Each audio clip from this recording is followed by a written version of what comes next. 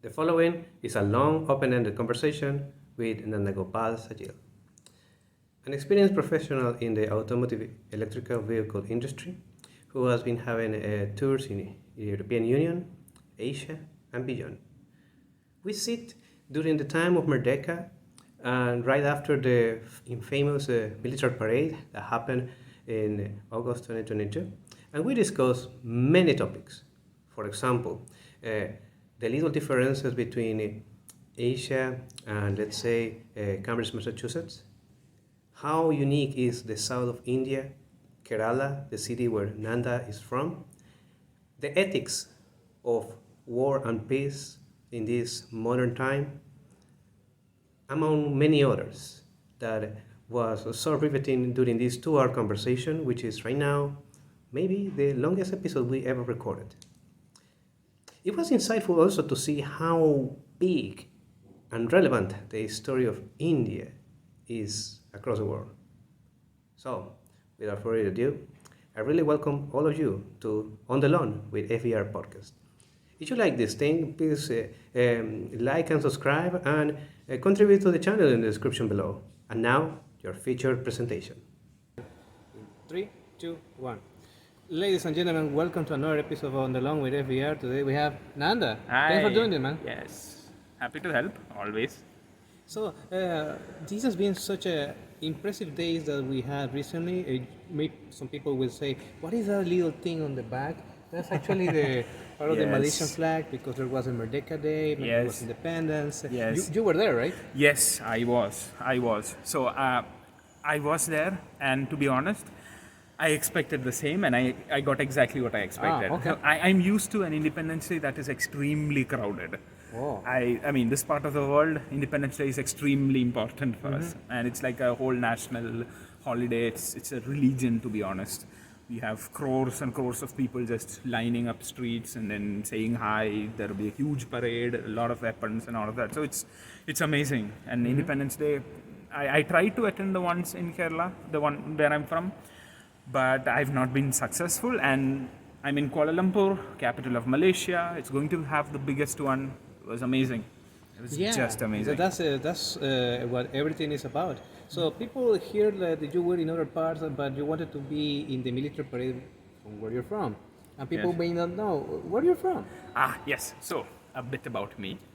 I am from Kerala, that's in India, the southernmost tip of India. Amazing place, one of the best places. If you've not visited, I pity you. You should Wow. definitely come and visit. Great beaches, amazing coconut, best meat that you can find. And we have a very educated, very middle class, a very strong middle class that's growing and dreaming and all of that. We are number one in alcohol consumption also in India. So we like to kind of party as well. So it's a nice place to be. The weather is exactly the same as Malaysia. You have, it's either raining or not raining, and it's humid all the time. Mosquitoes are kind of a bit more in Kerala, so I'm very used to this Malaysian weather. And fun fact, Malaysia has 34 million people. Kerala alone has 34 million people, and we are kind of the smallest state. So India is a vast place. Around 20 years of my life, I was in Kerala. I did my undergraduation there. I was an electrical engineer before this. After my electrical engineering, I kind of was trying to understand what to do next. So I took a year off, tried to figure out what would be the next move for me. I had a few options. I could go into IT and software and stuff like that. It didn't feel right for me at the time. So I did another master's. This one very technical in power electronics and drives. Again, in a different state, Tamil Nadu. That will be something that the people in Malaysia know quite well because there's a lot of Tamil influence in Malaysia. Oh. So I did a master's there, and then I worked for 4 years as an automotive engineer, very close to the hardware, at a small little firm called Aptiv. Amazing firm, love the people there.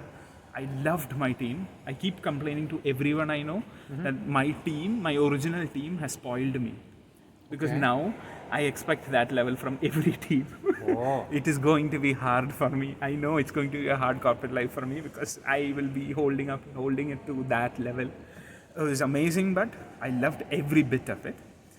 And my manager, he's the only other Kerala guy in my team. So he speaks my same language. So we were having fun. My manager, one fine December, asked me, I like the code that you're doing. You code quite well. But he wanted to motivate me, basically. He said, do you see yourself doing the same level of coding in the next 10 years? I suddenly thought, I don't want to be coding for 10 years more. And I decided, okay, let me upskill. That's one of the best ways to pivot and move. And that started off a journey of self-reflection, let's say. Obviously, the options were either do an MBA or do a PhD. PhD is a lot more commitment. MBA, on the other hand, is a smaller commitment, and you get a good return. So I did my GMAT, applied to a few organizations. Then I stumbled across ASB from one of the alums at ASB, Varun Singh. He's 2019 or 2018 batch. Amazing guy. So I talked to him. Then I talked to Sean. I was like, yeah, I'm just going to withdraw all the other application. Either I go here or I apply again next year. That's it. I applied and I got in. I was very lucky. I got in and it's been a fun 20 months. I wasn't able to travel until February, COVID and all whatnot, but it's been a fun 20 months. I met a lot of wonderful people. I like to think I've expanded my thinking also quite a lot. I came in here thinking I want to do maybe finance, but three subjects in finance, and I decided I'm not going to do that. I'm just not meant for that. I'm possibly meant for solving problems, and I've been trying to solve problems ever since. So it's an amazing 20 months, and it really has transformed how I think and how I act and what I'll do next. Sounds like quite a ride. And people from overseas may hear that India can be only one thing labeled, but right now that you mentioned, people with their own languages, 34 million only in one city, Yes. which is equivalent of one country. Yes. For example, people in Colombia, there are 40 million people in Colombia. There are 35 million in Canada. Yes, Canada itself is 35 million, and Colombia has more people. Yes. So imagine the population of Canada in one city. Yes. That's so, impressive. One state, I must clarify that. State, It's a whole state, but it's still, and it's the smallest state. Oh. It's not even the biggest one. Okay. It's one of the smallest states. It's the part of the southern India. The diversity you get in India, I've not seen that level of diversity anywhere else. Again, I wouldn't say I've traveled a lot, but I have kind of traveled to Southeast Asia. I've been to Europe, I've been to UK, and all of these places, but you do not see this level of diversity. Especially, just look at my state. It's one of the smallest. From south to north, if I travel from south to north, the same language that we speak is so widely different. The dialects are different. Some of the things that we do are different. I'd like to think India is maybe 30 countries or 40 countries in one country. So instead of a country, we should think of India as a kingdom. Yes. Many. As many countries. Ah. It is very complicated to running India because there are so many dreamers, so many people, so many vivid dreams there. It's 1.5 billion people. That's not easy to manage. Anyone who's worked in a small firm understands even 40 people are difficult. Now imagine 1.5 billion people with billions of different dreams and aspirations and what to do next. And it's enormous. And I love the fact that you have so much diversity, because there's so much different thought coming along. Just look at the tech space in US. Most of them are Indians. Most of the CEOs are Indians. Because we can't just remain in India. We have to go out and fix as well. So it's amazing. And UK might have an Indian Prime Minister soon. Think about that. The British conquered us, and we were under the British for a long period of time. And now, apparently, an Indian is going to rule Britain. Amazing. I consider that as a huge win. Yeah, imagine how Yes, table. Yes, the tables have turned. I love it. But it's amazing what India is. And you cannot visit India you cannot just visit India in a week. You just cannot do that. You can visit a state or a place for a week and you still have not seen the whole thing. India is more or less like a gap year, or even 6 months you can spend lost in India and completely transform yourself. So it's definitely one of those things that you have to go through. If you get a chance, visit India. I'm not just saying north of India, come to the south. North of India is very easy to visit. There's like a lot of things. It's straightforward. It's impressive that you're mentioning that there is like a regional north versus south.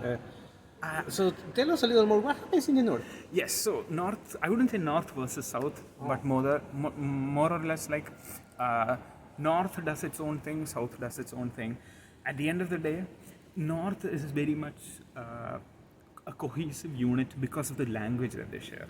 So when you think about India and the language that we speak, it's always Hindi that comes up, which is true. Yeah. Most of India speaks Hindi.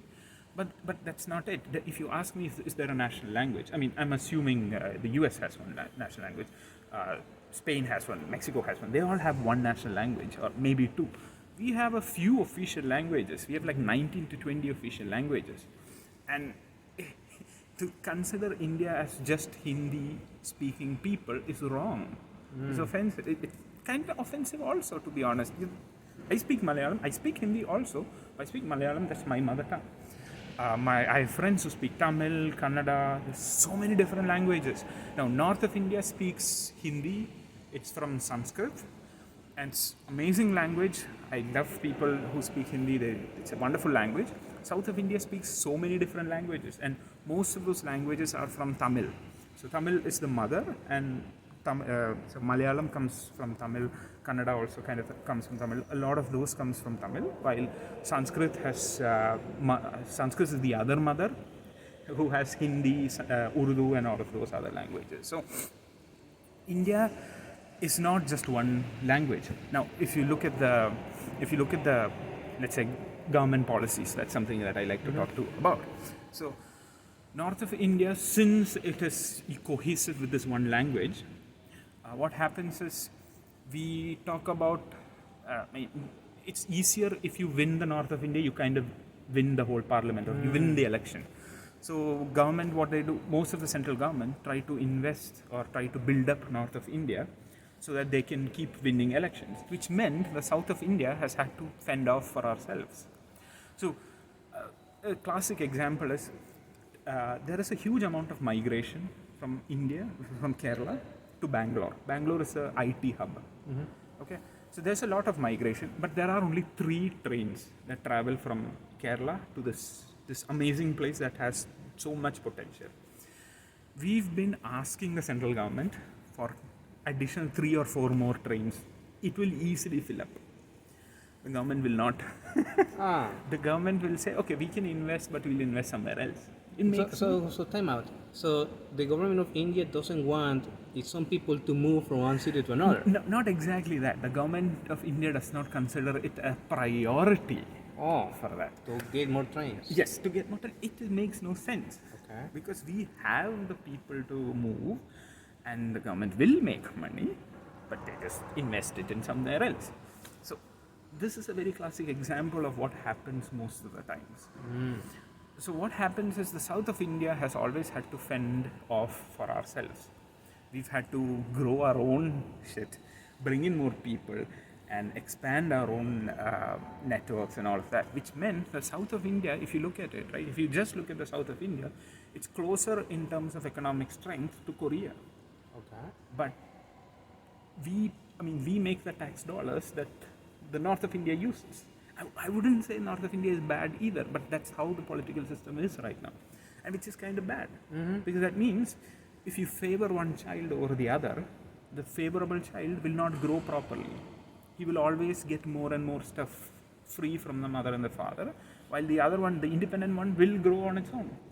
So I feel it's more it is more important for the north of India to also grow. For that, they need to grow on their own. Now, there are a lot of dreams, a lot of aspirations. There are very capable people in the north of India. I've met so many of them, so many dreams. They're all very talented people. I feel the government can tap into that and grow India as a whole. It's a complicated situation. Again, it's not easy. I wouldn't say it's easy. It's definitely going to be very tricky, but I feel that is the right way to do next. So, people that are involved in startups, they will hear that Bangalore is like a hub, and people from finance say that there is a lot of money going into Bangalore. Yes. So when this started, or when people from other cities began to hear Bangalore began to be a thing. Yes. So Bangalore started becoming a thing in the late 90s. So the important part is, right, I'm not just saying, not just Bangalore, there is another city called Hyderabad, which is also a very important city.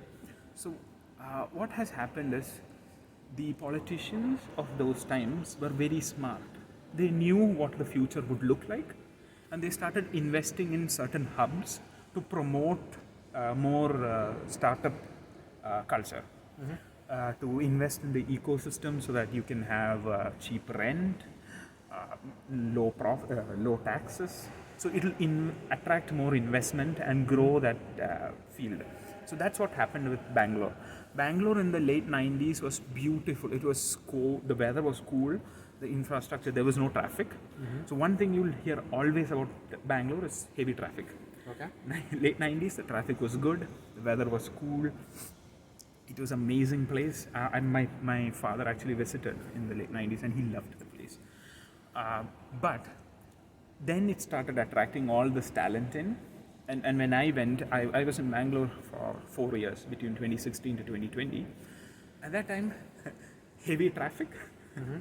Infrastructure was not that good because infrastructure was never planned out. It was just built. It was built. Oh, suddenly you need a road. Okay, you build a road. So you never planned. It was just built. So in that sense, Bangalore has a lot of potential, but I feel it needs more restructuring to make it better. And to be honest, Bangalore is now expanding outward also, and that is great because outward expansion would mean they're planning it better. So that would become just the internal cities and make more suburbs and all of that more accessible for people. So in that way, I feel Bangalore is headed in the right direction. So I love that. And I absolutely love Bangalore as a city. Great nightlife, amazing people, huge diversity. I would say it's kind of like KL. There are expats. There is a lot of money flowing into the ecosystems and really smart people making really smart things. So Bangalore is amazing. Now, contrasting that to Hyderabad. Hyderabad was well planned. Hyderabad, what I can say, is extremely well planned. The government decided what to do. They planned the infrastructure very well. So you have metros that connect all the important locations. You have cars. You have last mile connectivity. Everything is beautiful in Hyderabad, and it has attracted a lot of talent. Huge money also. Google has their headquarters there. I think Microsoft also has one there. Headquarters in India is in Hyderabad. Although there are campuses in Bangalore, the headquarters is still in Hyderabad. Hyderabad has an IKEA. The only IKEA in India right now is in Hyderabad. Okay. So it's an amazing place again. Again, smart people doing smart stuff there. But a bit more older crowd. Hyderabad is somewhere, say if you're in the late 30s, early 40s, that's where you go, Hyderabad. Bangalore is more of a young man's game. It's between 25 to 35. The crowd is a lot more younger. The nightlife is a lot more lively. It's more adventurous. It's more on edge compared to Hyderabad. It's a bit more dull, but I would pick Hyderabad also because it's a wonderful place to be. A lot of things nearby and great food. Oh, the food in Hyderabad is one of the best I've tasted. Now you're entering into uncharted waters because people here want to know. They hear about India, about the places, and about the hubs. Food. Yes. So, with so many languages, with so many places, and how is the food so different from each other? Oh, food is extremely different. Food. I guess food and language. One thing is, it depends on who was ruling us for a while. Okay. So, if you go back before the British, we had the Mughals who were ruling India. So, the history of food is always very closely attached to who was ruling who. So, when the Mughals came along from present-day Pakistan, Iran, and all of Afghanistan, and all of that, they came in and they conquered most of North India. I wouldn't say the whole of North India. There were pockets of resistance, but a lot of North India, even to a bit of the south, was conquered by the Mughals. And the Mughals with them brought in yogurt and chicken, meat and all of that. That was very, very Mediterranean in flavor, very Dubai in flavor. So you're saying that there was no chicken before in India? No, there was chicken. Okay. But there was the yogurt-based chicken. The yogurt-based chicken. Yeah. Those were brought in from the Mughals. Amazing food. I love it. No, hands down, one of my favorite is kebab always. Now, south of India, on the other hand, since we tried to or mostly remained independent, what happened was south of India had their own food that we kept with us. So, if you look at my grandma has a way of preparing certain South Indian dishes that is passed down from her great grandmother. So it's been in our family for 4 or 5 generations now. Hopefully, I learn it or my kids will learn it, something like that. So I really love those. And we use so north of India does not have a lot of coconut-based stuff. South of India uses a lot of coconut. We love coconut, man. So Kerala in English means the land of coconuts, basically. Yeah. So Wow, that's impressive. Yes, we use a lot of coconut, and that's another reason why I love Malaysian food. They also use a lot of coconut. Oh yeah, you can see a lot of coconut places like on the Brickfields area, like outside KL Central. Yes. You literally can get your coconut for 3 ringgits, Yes. and they will not only give you the water, but they will also put the meat in a bag for you to eat it later or to do whatever you want. Absolutely. So that's coconut that is popular in the south. What else is popular that you cannot see in other places of India? So we have our own ways of preparing things that's very, very southern. So I can talk more about my state because that's something that I love talking about. Mm-hmm. So Malaysia, for all its beautiful food, I don't really like the fish here. I know it's a very controversial. Keep going. Go ahead. Keep going. Controversial statement, but the fish, because the fish I've eaten is the fish that my grandma has made, and trust me, there is nothing better than what my grandma makes. My grandma makes the best food. The fish she makes has coconut, has chili that gives you a proper kick, and has a sour taste that is so amazing.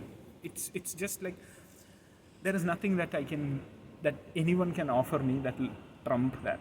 I cannot find it. I just cannot. I'm not saying I've not had any Malaysian fish. I've had Malaysian fish. I've had Malaysian dishes. Some things that people have said are the best Malaysian dishes. I've had all of them, but I would still pick my grandma's food over anything, because it's the best. The fish is just amazing. And so there is this fish called the steamed fish.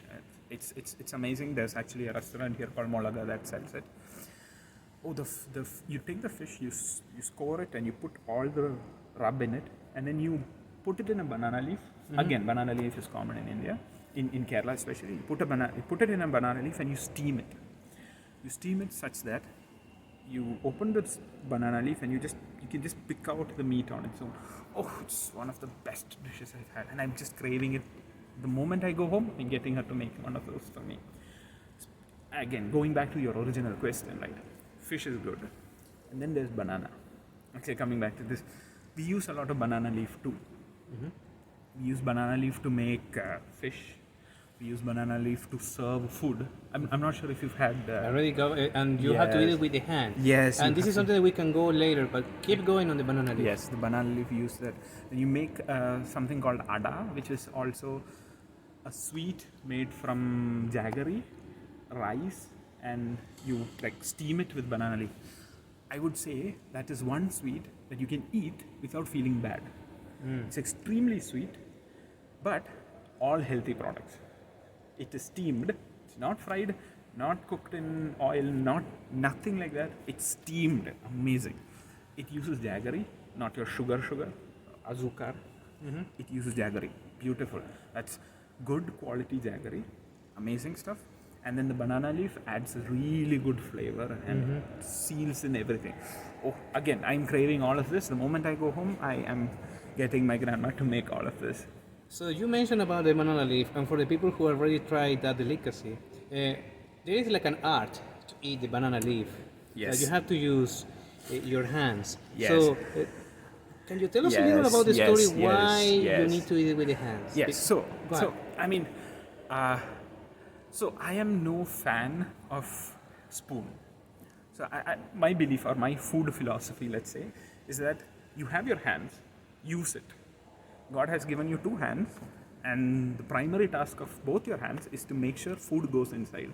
And the best thing, or what my grandma always says, is your hand never forgets the way to your mouth. It will never, even in the dark, you know exactly where you're where you're going to, where your hand has to go. So in that sense, the reason is right. I mean, at least my what I've grown up with listening to is that you're kind of disrespecting the food if you use a metal spoon or a fork. So I mean, if it's meat or if it's rice or if it's anything, right? That plant or animal has given its life so that you can sustain yourself. The the most that you can do give back to it is the respect, and use your hands to feel it, to touch it, and to eat it. But if you're using a fork and a spoon, yeah, sometimes it makes sense, but it's so impersonal.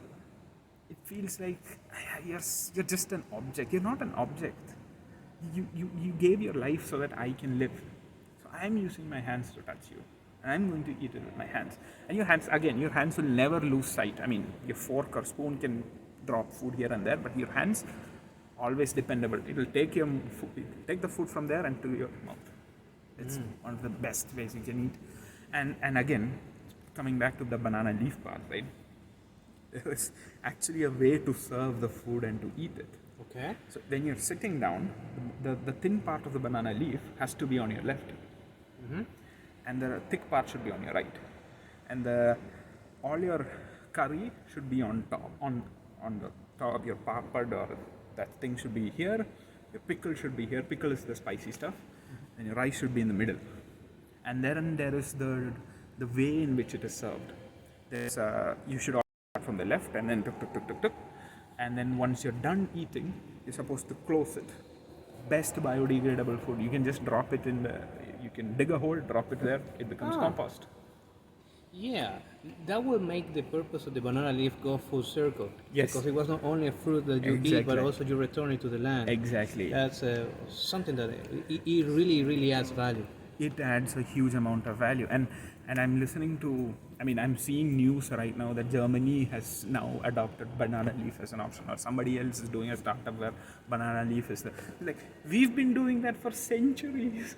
So if you come to a South Indian wedding, especially if you come to a Kerala wedding, you are served food in a banana leaf. You served food in a banana leaf, and there will be a paper on the whole. So it's a communal table. Okay. It's a huge communal table. From one end to the other, a paper will be rolled, and then banana leaves are kept, and everything is once you all sit together. After finishing eating, you all leave together, and then you have to close your banana leaf, and one guy comes from that end and this everything, and then puts it in a hole. Done. That's it. In maybe say 4 or 5 years, it is compost. It is not even 4 or 5 years. It is degraded. It becomes humus for the next generation. Yeah. That's something remarkable. Now that we discussed the certain parts of food of India, I always heard rumors that you should not eat cow in India. Yes. So, okay.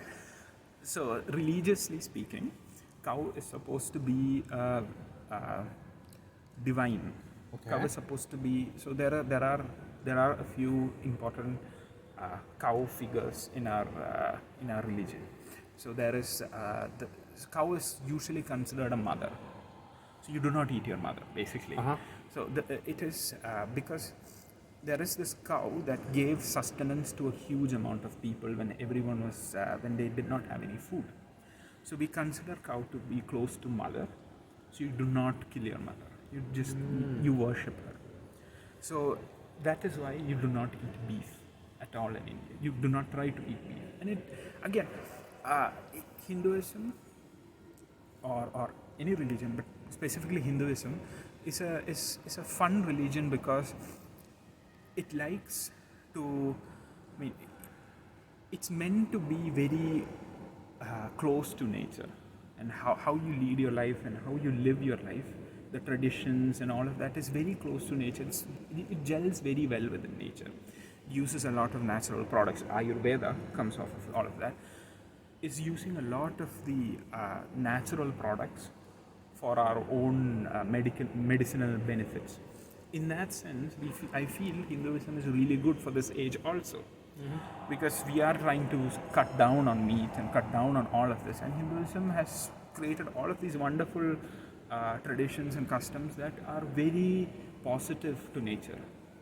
So I do like the fact that Hinduism actively does not want you to kill cows. In fact, you don't want it actively asks you not to harm other animals, and specifically cow, because it is very close to mother. They consider cow to be mom, so it is like that. It is quite Now I true. understand that why. Because my closest experience to Hinduism has been, I guess, the Batu caves. Yes. So Yes. for people who are a little familiar, that place is like a little north from Chaos, from Kuala Lumpur, and it's literally one of the stations that you have to walk a little and then go the stairs all the way Yes. up. You see figures made up of gold. Yes. People throwing milk to certain. Yes. Yes. There are places I still don't understand, because we mentioned that cow is sacred, and one of the products of the cow is the milk. Yes. But when I was there, I still don't understand why they were throwing milk. Yes. So milk is it's like a how do I? So it is like a way. It's like something you give God. It's your you show your devotion to God by giving Him milk, giving Him water, and at some point you would have also seen giving Him bananas. And all Yeah, I that. saw a lot of bananas. Yes. So that's all part of what we give to God. It's a sign of gratitude for all of the good things that He has bestowed upon us. So that's another thing with Hinduism. We prefer to show gratitude rather than ask for things. I mean, Okay. Hinduism actively wants you to do good things and be good, and then have good things happen to you, and then you can always go to God and tell Him, thank you for what you've given me. I'm sharing what I got a bit with you. And it is very important. It's a very important thing with Hinduism, is that when you have a lot, you try to share. You do not. So when you have a lot, you build longer tables, not higher walls. You try to add more people. You make sure you share your wealth with people. So it's very. That's why I love going to Batu Caves also. Everyone is equal there. There is the steps, right? You saw there is only one step up. If you want to see what, you have to go on your own. No one can help you there. And it is 272 or 292 steps, if I remember right. And it's the same steps for everyone. It's the same 292 steps for everyone, no matter what you are outside. You have to climb the same steps. That's true. It's a huge equalizing factor. And I really love going to Batu Caves. I've actually gone there 4 times. And 3 of the times, of at least 4 times, I've taken someone or the other, and I've showed them around, and I love the stories there and all of that. So it's a wonderful place to be. It's very peaceful, especially if you go early in the morning. A bit later on, it becomes hot and a lot of people come in. But if you go late, a bit early, one of the best places in KL. And also, I had to remember that on the Batu Caves they have like a small zoo or something. Yes. There is a small zoo with animals and all of that. Actually, the zoo and all of those talk more about Hinduism, and specifically talks about a particular god called Vishnu and his 10 avatars and all of that. So it's an amazing place over there. And yeah, I mean, Batu Caves is always something that you should visit if you are in KL. Preferably take an Indian with you, because he'll tell you a lot of good stories. I went with like at least 3 of my, all 3 times I went with someone or the other from our batch, and I was able to talk a lot about it, and they were like, okay, next time I'm taking you again. A lot of stories to say. It's a wonderful place. Batu Caves is definitely one of them. That's really cool. And one of the things that caught my attention was one of the statues of like a human monkey with the chest open. Yes. It reminded me of Sun Gokun. Yes. from Journey to the yes, West. Yes. So there is. So he is not a monkey king in this case. He is. He is Hanuman. Hanuman is. The story of Hanuman is really nice because he is a god that I'm very close to also. So whenever I pray to him. So the story goes that he's part. So there was this a kingdom of monkeys. Let's say that's the rough translation, and he was one of the strongest fighters. His father is supposed to be the god of wind. I think. I hope I'm right here, and so he is born with exceptional strength, and he is something called as brahmachari, as in he will not take a wife. He'll be single forever, but he is just one of the most amazing gods out there. One thing so the chest open scene is right.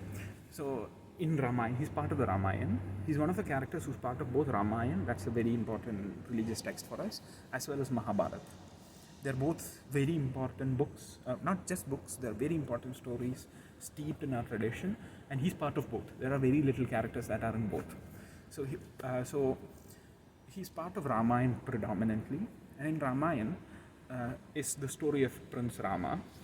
So at one point, someone asks him to prove his loyalty.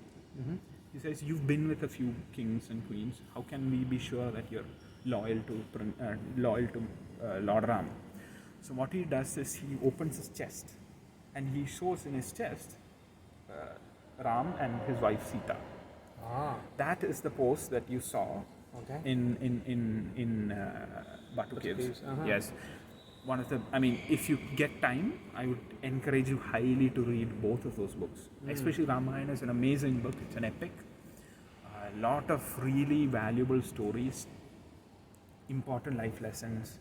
Really, really one of the best things that I've gone through when I was small. One of the things that shaped me also on my beliefs and all of that was Ramayana and Mahabharata. So in case of Ramayana, let's say, it is, you know exactly who's right and who's wrong. Everyone is either black or white. I wouldn't say there are a few grey characters, but it's mostly black and white. But if you look at Mahabharata, right? Mahabharata, everyone you pick has a negative side to it. Yeah, I mean, a lot of grey characters. So you kinda, I feel one of the most important lessons I learned from Mahabharata was that there is no right person or good guy. There is no bad guy either. Everyone has the capacity to do good and bad. It's who or what you do that matters. That's a good point. Yes. So, and like it took me a while to understand that because I kept thinking, okay, so me being small, I was small when I read all of that. I mean, who is my favorite character? That's something that you always do whenever you read a book, right? Okay, I like this guy. He is my guy. But in Mahabharata, I could never pick a guy who I loved. Because there were points where I loved a guy, there were points where I was like, yo, I don't like you now. But then I would like him again. So it was like, everybody has that grey shade to them. You are good, you are bad. It's what you do that matters. It's one of the best books that I've read. Yeah, this reminds me very much of what Thomas Sowell, the famous African-American economist who happens to be conservative, mentioned once that everything is a trade-off. Yes. Everything is a single trade-off. Yes. It's not imperfect because everything that has good also has some bad. Yes. And I'm surprised that you also show that as well. Absolutely. I mean, it's essential that you learn, that we learn that there's very rarely something called win-win. Very rarely do we say win-win. I mean, we always like to say, oh, it's a win-win condition for all. That's not true. If there is a win-win, there is usually a loss also at some place. It's just that you're not considering it right now. I mean, switching gears a bit, right? If you look at, I'm now going to switch a huge amount of gear and go to, say, look at food habits right now, because I was talking to somebody about food habits. I mean, we all think that moving away from land meat, I mean, chickens, cows and all, and moving into fish might be something that's useful. We consider that as a win-win because you're putting less pressure on forests, less pressure on animals and all of that. But then you look at how these fish are grown, or how they're, what kind of conditions they grow in, what kind of inhuman habits they have to go through. You understand there is no win-win here, because our systems are always designed for profit over human values. As long as we have those systems in place, no matter where we shift, we will find a way to exploit it. That's just how we are. So it's going to be complicated. I mean, and that's one of the best things, one of the things that I learned from Mahabharata also. Every decision you make will have unintended consequences. I mean, there were so many decisions in Mahabharata that had so many unintended consequences. And I like to, I mean, as again, drawing back from my engineering background and all of that, right? I always think of, okay, what can be some unintended consequences to this? Okay, say I take a 5-minute nap. What are some consequences? I might sleep more, or I might not do this assignment, or I might let down these few people. There are always going to be unintended consequences. It's our responsibility to understand what they are, and to figure out whether or not it is worth it. And without that, I don't think, as long as we do not look at it from a big picture, we are never going to change. No matter how many decisions we make, no matter how much veganism catches on, or how much people start moving to fishing and all of that, it will not change, because we only consider it as, okay, for the short term this works, I'm going to move there. Never. It is never going to be like that. It's fascinating that you're bringing this up, because I've seen this move about trying to make the synthetic meat, because at the beginning it was nice to have the Beyond Burger, but the problem is the studies came out, the numbers came out, and you're using the double amount of water to create a synthetic Beyond meat than the traditional cow. Yes. So yes, you wanted to exploit this because it was a profit. It was a profitable, but in times of crisis, you see that the human will actually go to the basics. Yes, exactly. I mean, we go with systems that we know quite well. So, meat is a perfect example of this. This synthetic meat has this problem where you consume so much water. We just don't have enough water. Look at, we've like 7-8 billion people, and we'll probably cross 10 billion in another maybe a decade or so. It's going to be difficult. Our Earth is meant not for 7 billion. It's meant for 3.5 billion people. We already are at double. We're already overworking ourselves, and we're not stopping. So it's going to be difficult as we move forward and forward. And to your point about meat, right? Exactly like that. Exactly like meat is the clothing industry. So all of these cheap, let's say, fast fashion brands, right? Zara or H&M and all of that, they are very appealing to us, because every time you go to an H&M store or a Zara store, there is a new product, and you're like, oh, I like this, I buy this. But just think about the water that they're consuming, the amount of human misery it goes through, and these things don't have a huge life cycle. They get bad very fast. So maybe like in a year you throw it away. And where do they go? They don't recycle them. These brands do not recycle. They just dump it in one of maybe Africa, and to an extent they were also dumping it in Malaysia for a long time. Oh, really? Yeah, they were dumping a lot of plastic and all of that in Malaysia. That is a huge problem for Malaysians. Yeah, I saw that also when we were in the Tenga Island. One of the main problems is that there is a lot of plastic swimming around, and for some reason it began to affect the ecosystem of the turtles that are around there. Yes. So yes, it's true. It's true. It's very sad. It's very sad, because we always search for this cheapest option. The problem is there are so many hidden costs for a cheap thing. I mean, cheap is always expensive. It's just not expensive to you now. It will always be expensive. There is nothing, I mean, I always come back to this, that cheap is always expensive. Just not to you, maybe to your kids. That's the other problem. That's true. That's something that always comes in mind, because do you need it now, and how bad do you need it?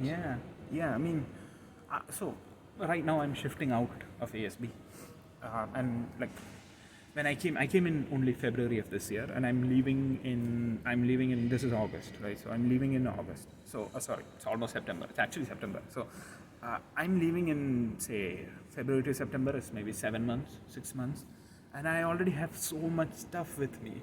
I'm just thinking, I've just been here 7 months and I've accumulated so much stuff. What do I do with this? Most of it I'm just donating it to the juniors and your batch and all of that. So that's good. But then think about it. Anyone who's been here for 7 months is accumulating so much, and I like to think I live out of my boxes. I don't really unpack. I just have stuff in my box and I just use that.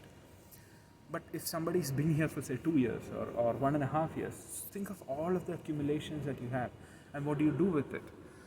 It's too complicated when you think about it, and we don't like to think long term. Long term thinking is extremely difficult for us, because for us it's easier if you think very short term, and then I need it now, so I buy it. Even if I don't use it, I use it now. That's it. It makes no sense. It makes absolutely no sense. In long term thinking, I feel we have to get it back, or we have to start learning. And it makes sense that it's difficult for humans to think on long term, because humans were not supposed to live this kind of long, many years. They literally died at 37, 40 yes. because they were hunting or they were at wars. That's number one. And number two, things were not lasting as long, because now they have, with synthetic fibers, they begun to last longer than usual. But something I realized is the existence of storage places and storage units, and I'm not sure if I've seen those here in Malaysia or if they are those available in India, but it happens to be one of those businesses that have like this kind of latency, like you know you're not going to use it, you don't have the space, and the problem is it profits from you. Yes, exactly. I mean, it makes absolutely no sense in that way. It's just like you think, okay, it's better to have it and not want it than want it and not have it. That is very stupid, to be honest. I mean, there are some things you obviously always want. It makes perfect sense to get those. If you use it day to day, you need to get it. Even if you use it like once in 2 months or 3 months, you get it. But if you're not going to use it for like 6 months, 7, 8 months or 9 months, then why get it? As long as it's not clothes, why get it? If it's a seasonal product, okay. If it's not seasonal, I mean, it's a special occasion or something like that, don't get it, rent it, or like, buy it and then sell it off. It makes no sense to keep producing stuff that are so niche. And then storage is absolutely a very good example of crap that you're buying and then you're paying money to store the crap also. It makes no sense. I mean, to that extent, that's actually a very good business idea. Yeah, it is. It is. I mean, I've not seen it in Malaysia or India either. Maybe that's something that we can do. Yes, the only thing that you need is kind of like a bigger land and good security, and then you're good. Yes. Because I have to confess that I used to have a storage place to put most of my belongings, and that thing went beyond 6 months. Like it went a little too longer. Yes. Yeah, exactly. I have to say that. Exactly. The other thing is, the moment you buy a storage space, you are okay renting it for a while. Because the moment you buy it, you've opened your wallet to it. The moment you open your wallet to something, you've started paying for it. Then there's no going back. There's no going back. There's very rarely do you go back to the situation where you had no storage unit, unless there's something life-changing happening. So it's always that, and they know it very well also. So they get you to pay for like 6 months small rent and all of that, and then you do it for another 6 months, and then it's like 4 or 5 years, and slowly it's like 20 years you have this crap. Why do I have it? Yeah, it's impressive because time passed by very quick, and then you have all these that you were supposed to use it once. Yes. And then it was once and done. One and done. That's it. It keeps happening. Yeah. And I love, one thing I love is about the school ASBR and any schooling or any hostels is that you can always just give it to your juniors. Especially since I'm coming from India to study here, I'm not taking most of my stuff back. It makes no sense for me to take all of that back. I would rather just give it to the juniors and ask them to give it to their juniors, and eventually become a legacy product where I have something that I know. I have a pillow that was used by my seniors, at some point by their seniors also. I'm quite happy using that, and I'm not going to take it back. India is not a place where there is no pillows. I just go home and get it. And so I bought a few things here. I'm giving all of it away because there's no point for me to take it back home. So the issue is it needed. So in my case, it was a life-changing movement. I have to move from Malaysia back to India. That's the only reason I'm giving it away. So if that doesn't happen, it makes some sense. Yeah, that's true. Yes. Because then there is the other part that, let's assume for a moment you really want to bring all your stuff. You need to pay, Yes. like either to buy a new luggage and then to Yes. buy the extra weight or Yes. to buy the extra fee. It's too much. Yes, it's just too much. And I'm actually going through that problem right now. I'm like, oh, my bags are a bit too heavy. Do I throw some of these things away? I don't know. It's complicated, but let's see. Hopefully, I don't have to pay too much money, but I foresee that I'll have to pay a bit. But to that, right? I mean, even if you look at the storage space, the movement, and all of that, it's also important for us to understand why you're getting a product. Right? Ultimately, I mean, some things are just impulse buys. Some things you know you need, and then there are some things that are just like makes no sense why you buying it. It's just as therapy or something that you buy it. And for me, I must admit, for me, it is going to Uniqlo over here. I go there and I like buy shirts. It's not that I don't have any. I just wear active wear, and I'm afraid I've infected Kola with the same virus. Oh no! What happened? I took him there yesterday. No. I was like, and Kola was an amazing place. I'm buying from you. Come on, Cola, what you done, man? I was like, So where is the antidote? there is no end. No, this is unfair, man. I mean, supposed to be discipline, right? Discipline is freedom. Yes, discipline is freedom, but in this case, I was like, yeah, I might as well give a parting gift. And I told Kola, don't worry, take one of your juniors also at some point and infect someone also before you leave. Because they are infected with this virus, do they have to be in quarantine? Oh no, this is one of the very good viruses where you cannot. Your quarantine will be the amount of money in your account. Oh no, that really hits very close. Yeah. Yes, but it's a. I mean, I don't know about the practice. I've not done a lot of research into Uniqlo, but they are a good brand. And ASB dryers are very weird, but these ones they don't shrink. That's nice. That's an important. Yeah, very Qualified. important. Because if you want to buy something, you really want to buy high quality for the long run. Yes, exactly. High quality for long run. That's the key word. I mean, I am okay paying a bit more. I'm okay paying premium if it lasts longer. Don't give me stuff that will get ruined in like one wash or two wash. I don't want to buy cheap stuff. I'm okay paying for quality.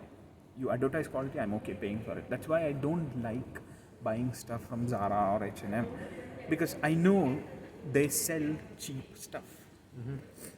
It's cheap because of the human misery and all of the environmental damage. They exploit all of that, and they are able to sell it cheap. But premium stuff like these make a lot more sense. It's good quality, it lasts longer, and it's amazing. That's why I'm okay paying a bit more higher. I mean, Uniqlo is not a cheap brand. It is a bit expensive. I won't say it's very expensive, but it is still a bit expensive. But it lasts. I have not had any complaints with it. And I'm going to India where there is no Uniqlo, or at least nothing close to me. So, you have to forgive me for that. It's fine. Something that it was mentioned about India and the products is that because of so many regions, there are certain products that are very popular in one place, but you will not find them in another place. Yes. And this is something that I need to share with you because by the time I was in Singapore, some people told me you need to visit the Mustafa Center, and I didn't know what is a Mustafa Center. Just go. Okay, Fabian, you need to go. And when I went there, it's one of the best places to get your money in return. Like it's the best place to get the money. You don't lose any on the trade-off. Your exchange rate is always optimum because the trade in volume, a lot of money. Yes. But also on the products, you can find products that you will not find in India. No. And I couldn't understand that until the distances can be too far in between. Yes, exactly. So, now to that, right? Mustafa, I was in Singapore and Malaysia, Kuala Lumpur exactly, in 2008. And when I came here, that time also, they took me to Mustafa. Wow. So it's a, let's say, established brand by now. It's an amazing shopping center. I've been there too. You get everything. Everything. Wait a second, time out. You say everything? Yes. So what can you get there? So you want chocolate, you get chocolate. You want a specific brand of tea, you get that. Tea that is tea is a very different thing in parts of India, across India. So we have our brands. So I have a particular brand that I like. I know what that strength is. I know how much to add, and I like to drink milky teas, so I know exactly how much milk to. So I'm optimized for a brand. I know it's huge dependency on that brand. The issue is when I came here, I couldn't find it, and I was like, and I like to drink tea. I was very sad. I didn't know what to do. This is when I was like, I went to Brickfield, where it's an Indian place, and I randomly asked a guy who was like selling tea, where do you get your tea? And he showed me to this place that is a very Kerala joint. A lot of Kerala stuff there. I went there and got it. Now Mustafa aggregates all of these. Okay. So Kerala brand, Tamilian brand, an Assamese brand, all of that comes together in Mustafa. It's a huge place, right?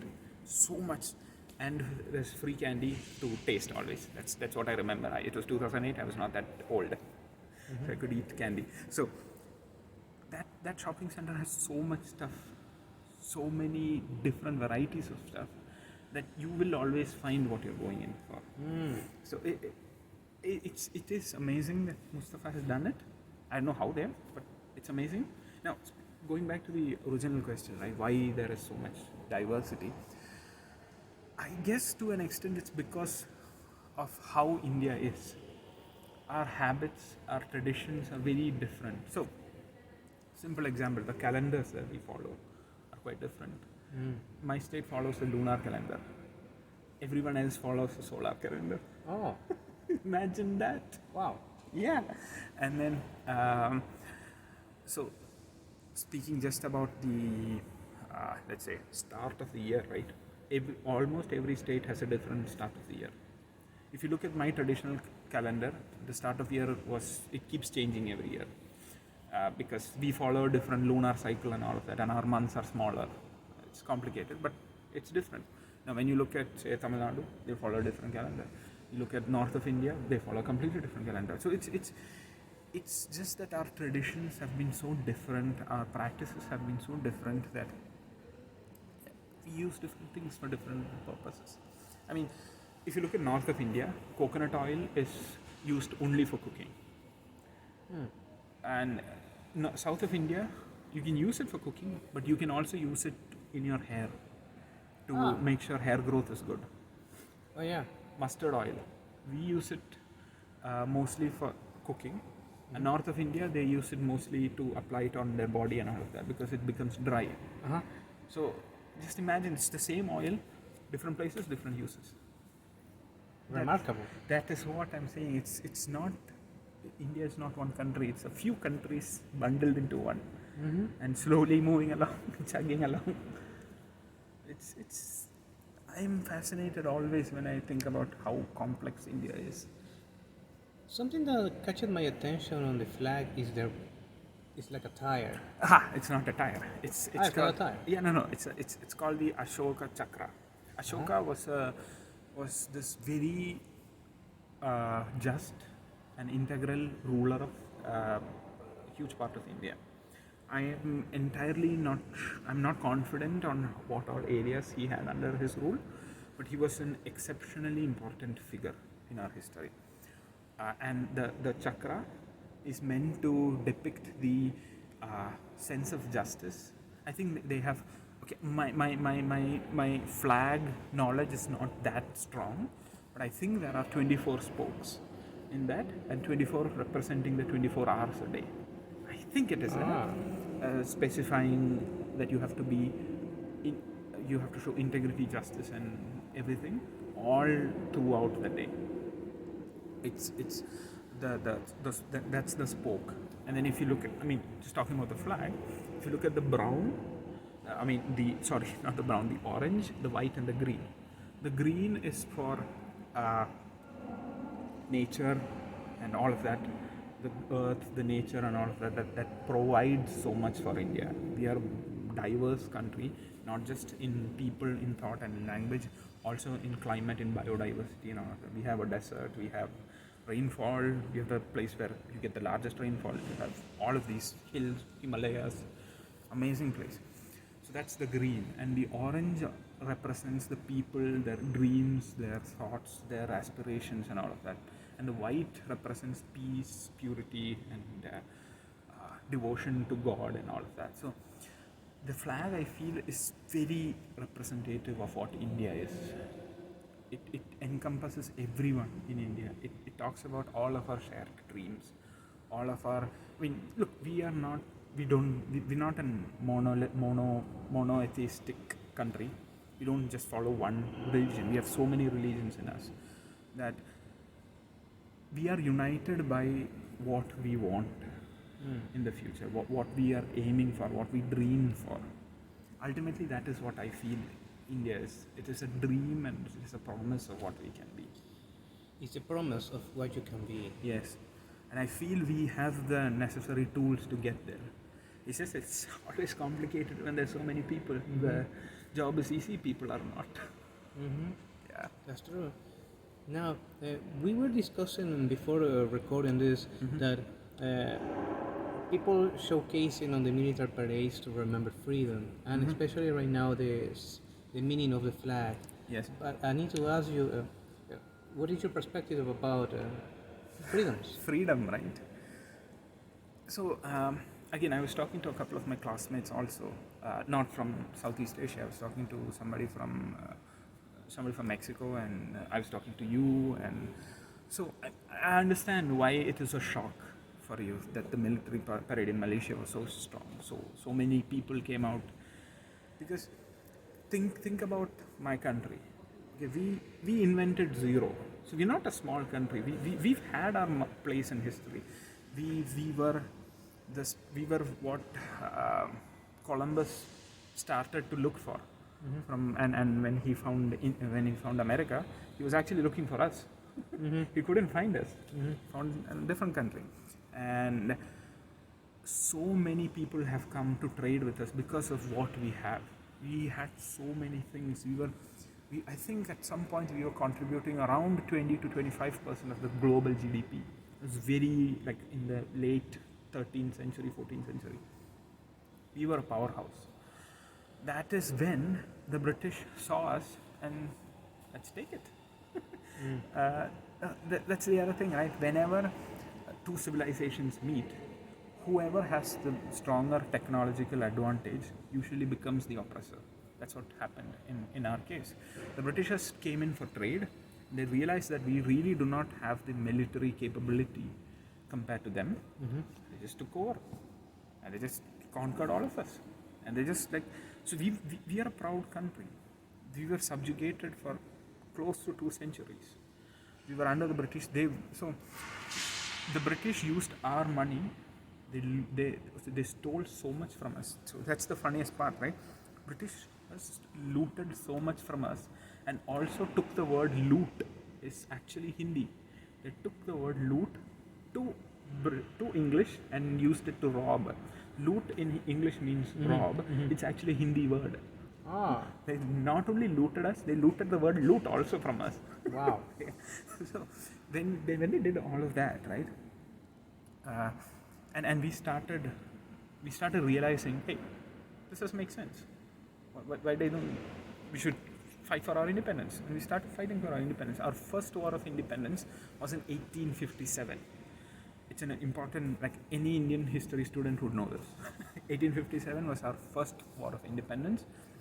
And from 1857, we got our independence in 1947. We had 90 years of struggle to get our independence. And we damn well are going to celebrate it every single year. And this last 15th of August was our 75th one. It is so funny to think that India is only 75 years old. when we have been here, done that, done trade, done talked to so many people, invented the number zero, expanded the math, the numbers that we see are all Indian. Uh-huh. Everything is Indian, and you think it's 75 years ago? Nope, we've been here for a long, long time. So that's why when we celebrate our independence, we like to show that we are independent properly. So we do a huge military parade, and then so 15th of August is one, and then the next one is the 26th of January. That is when we officially adopted our constitution. Now, I know Chile very recently had a constitution amendment which was, I don't know, 480, 500 articles. That is little. We have 100,000 articles. We are an epic. So it's like a huge book filled with articles, amendments, and all of that. It's an evolving, let's say, book. It keeps changing. It keeps adding more and more things. And I mean, always the thing that comes to my mind whenever I think of India is the complexity of things. It is not easy to run. It is not easy to do anything in India, and I love it for that. There is so much diversity. There's so much dreams there. I know that we can go far and beyond and all of that. So it's definitely one of those places that really changes you. It's impressive because not many people have the opportunity to see a military parade in person. Yes. Because one thing is to see the video and it's like, it's fine. I just change the video or I just change the channel. But when you see in person, It is. you don't see only the artifacts. No. You see the reaction of the Yes, people. I need to share with you something that I found on that day, because from where I'm from, you don't see military parades because those are paid by the taxpayers. Yes. And it's like, what is going on? And I saw the reaction of the people when they saw like, the firefighters, the fire trucks. They were in Jubilee. Yes. But when they saw the tanks, there was like a silence. Yes, they you respect the army always. I can say it's quite similar if you look at India also, because fire trucks and all of that.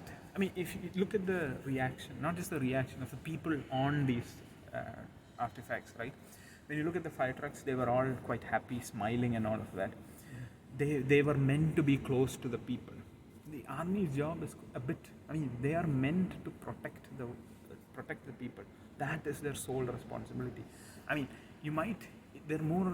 I would like to say they're more like a parent, where yes, you can love me, I love you, and all of that, but I'm here to protect you. My job, my prime directive is to protect you. If you hate me, it's okay. It's for your own good that I'm protecting you. That's why the face, the look of the army is always going to be very stoic. It's going to be, we have to be emotionless. We have to be strong for the people also. And it's like, I mean, I've heard this many times. They keep, I mean, they become dirty so that the world remains, or the population remains clean. And that is the prime directive of an army, of any military. And I could say that's very common in India also. There will be some fun and some happiness and some joy and all of that in seeing the army. But the prime directive of an army is to keep you protected. And I respect anyone who goes into that line also.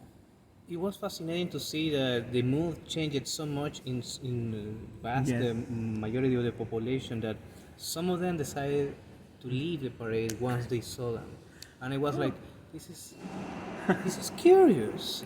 Like, this is the first time you have a showcase like this, like in 2 years, and then you decide all of a sudden to leave. I am not sure why that is, but okay. So if I were in India and I was watching this, I would actually stick for the army part because it's quite fun to watch them. Because yes, I love the fire, I love the Coast Guard, I love all of them. They do amazing work for India and its people. The army is a different animal. When you look at it, it just fills yourself with so much pride and so much happiness. You feel like so proud about it. And it tears you up, man. Just thinking about it, it's like, oh damn, that's my country.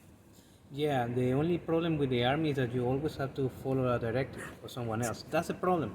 And these are a little of advice from my father because when I was growing up in Ecuador, before moving to Texas, uh, my father was in the army. Ah, So I literally was like sometimes in some headquarters and I saw those things. And well, my mother was in the Air Force.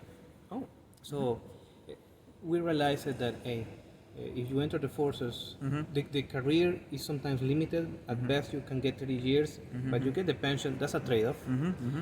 And you really swear you serve during time of peace. Yes. Because yes, when you are in war, Yeah. the problem is you are Yeah, called, we- you have to go. Yes.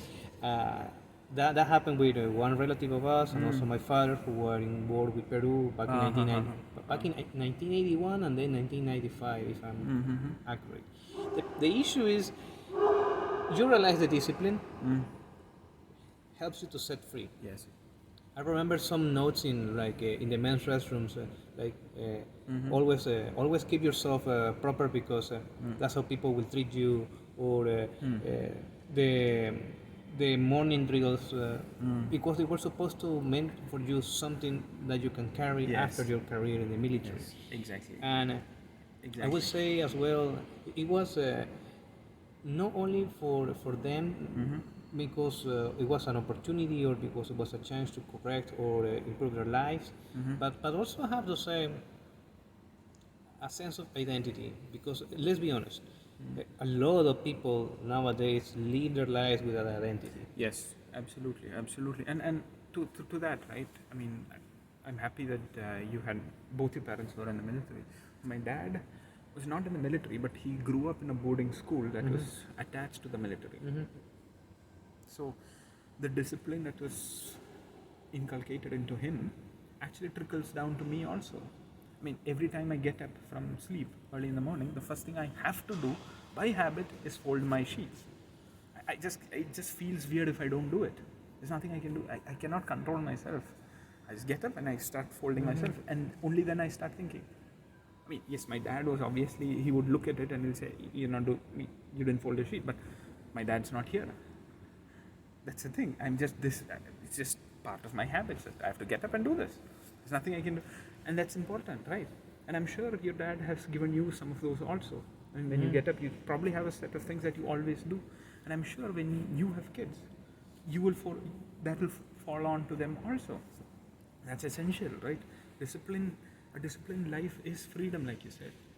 It gives you so much more time, so much more things to think about when you have, okay, yeah, I know what I do.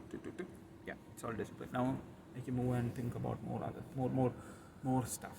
I can be more and all of that. So I like that. And it's very important to have that identity also. Yes, that's true. And also, I have to put a little of criticism because I have to be honest. The reason that some people want you to be in the military is because you fight for them instead of them fighting for you. And that was one of the main reasons that my parents told me, hey, don't enter the military. Live a free life and be happy. Yes. Because the other problem is that Yeah, no, it's I understand. It is ultimately capitalism and corporate stuff always seeps in. That's coming back to our original point, right?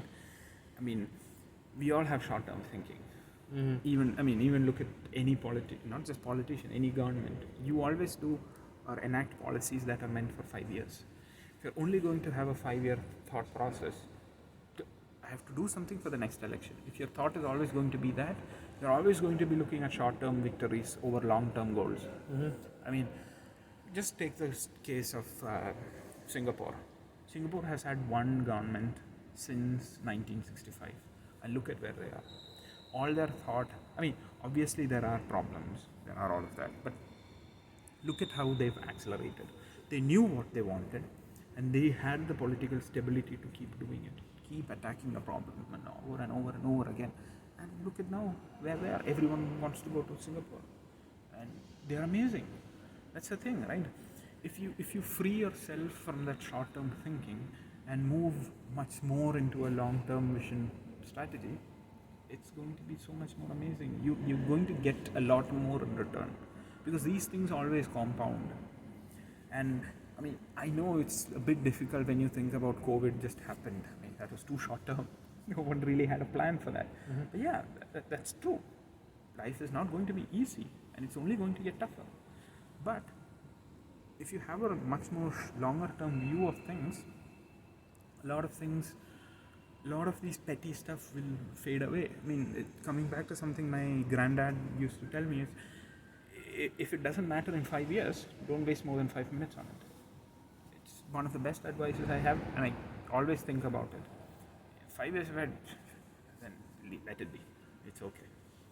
But yeah, I mean, we have to, as humans, we have to start moving into long-term thinking, because short-term thinking has led us here. That kind of thinking will not lead us back.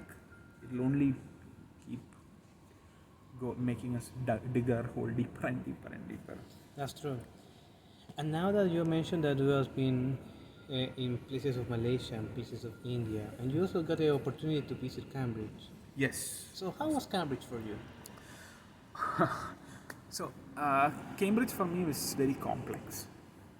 Now, like I mentioned early on, I was not able to travel until February is when I came to KL.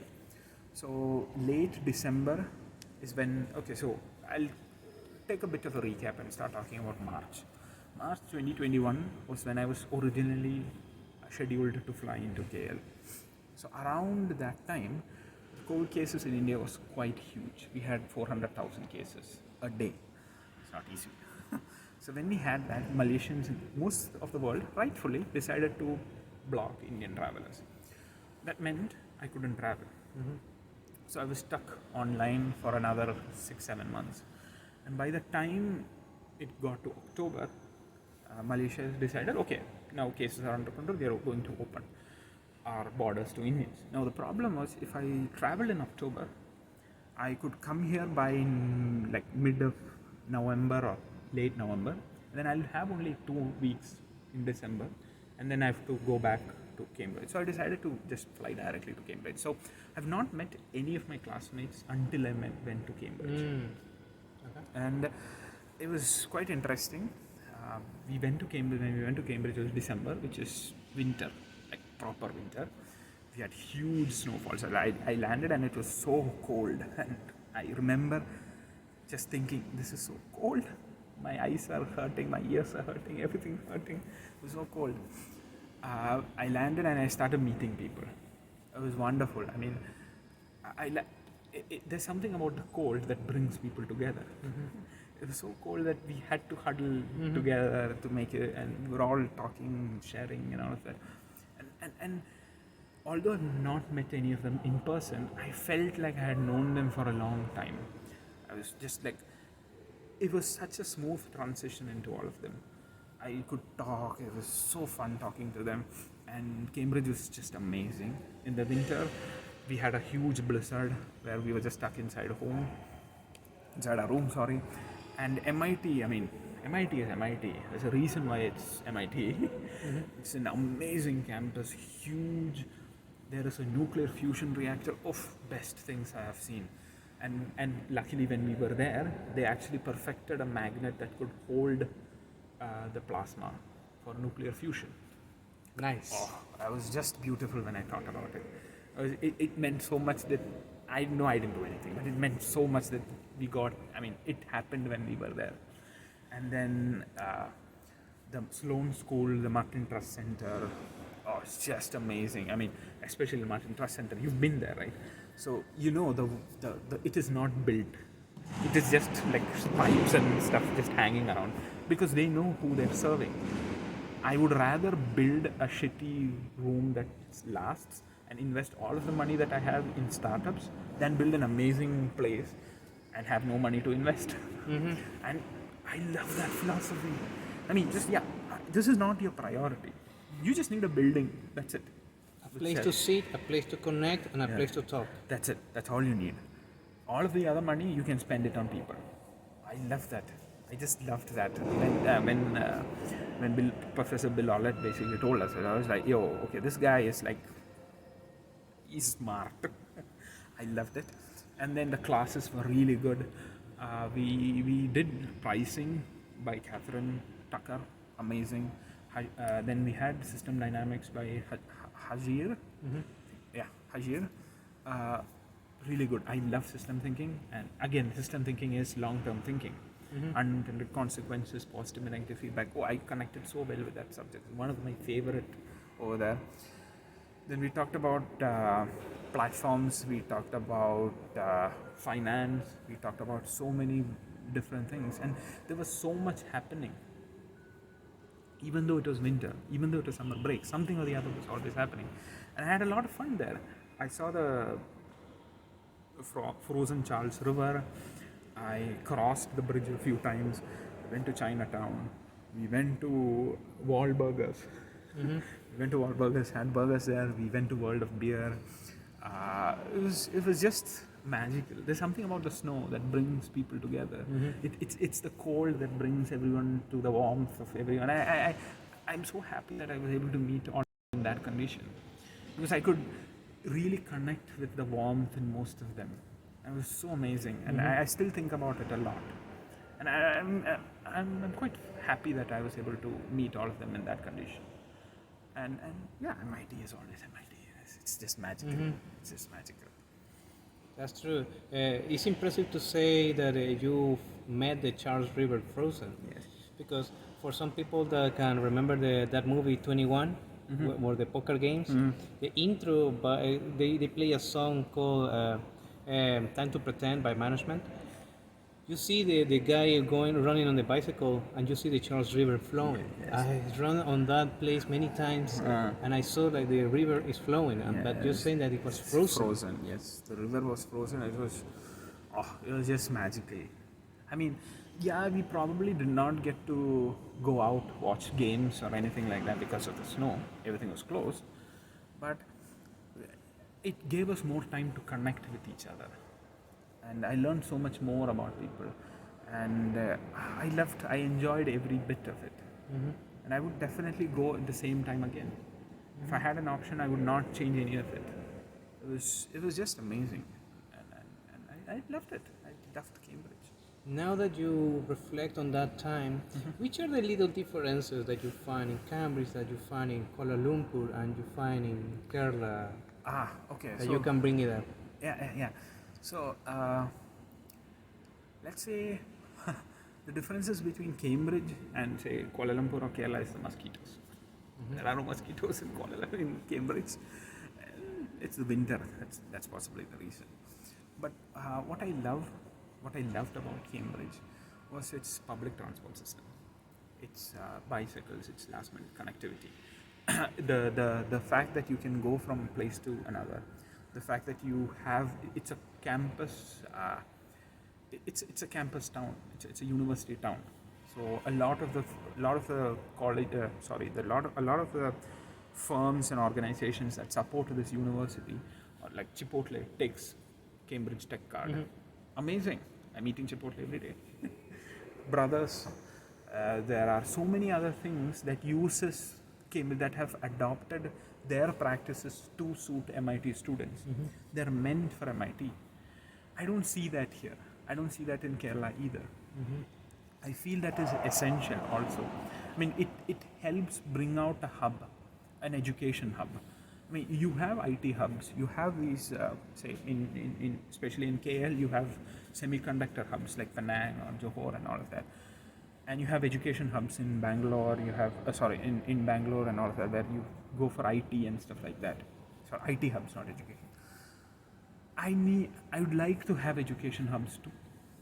Universities that feed. So Cambridge feeds into a huge and booming pharma industry right around Boston. I'm sure you've seen Sanofi and all of the big brands over there. That is essential for us also. When we look at, say, Malaysia wants to do a semiconductor push, but the universities, they don't have curriculum that is very closely aligned with the needs of the industry. Similar to the fact in India also. We just make engineers. We don't make engineers that are specialized for an industry. I feel that is a gap that we need to fill, especially if we want to move away from manufacturing, mass manufacturing and IT into better IoT, Internet of Things, and I mean IR 4.0 and all of that. If we want to make that push, we need specialized talent.